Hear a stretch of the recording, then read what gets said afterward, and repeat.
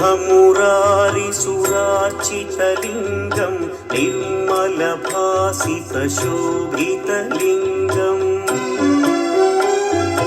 जन्मजदुःखविनाशकलिङ्गं तत्प्रणमामि सदा शिवलिङ्गम्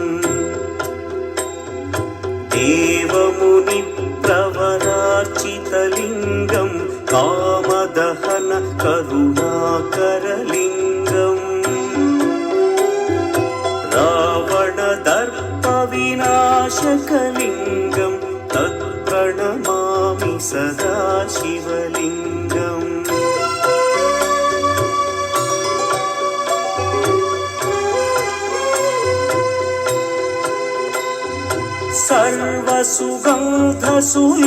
सर्वसुगन्धसुलेपितलिङ्गं बुद्धिविवर्धनकारणलिङ्गं सिद्धसुरासुरवन्दितलिङ्गं तत्प्रणमामि सदा शिवलिङ्गं कनकमहामणिभूषितलिङ्गं मणिपतिवेष्टितशोभितलिङ्गम् दक्षसुयज्ञविनाशनलिङ्गं तत्प्रणमामि सदा शिवलिङ्गम् कुङ्कुमचन्दनलेपितलिङ्गं पङ्कजहार सुशोभितलिङ्गम् सञ्चितपापविनाशनलिङ्गं तत्प्रणमामि सदा शिवलिङ्गम्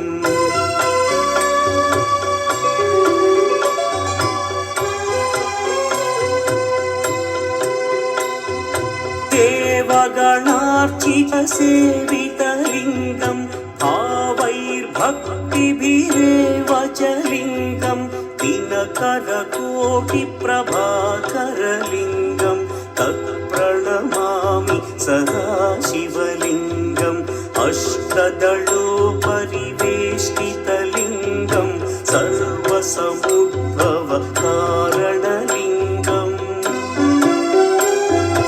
अष्टदरिद्र्यविनाशनलिङ्गं तत्प्रणमामि सदा शिवलिङ्गम्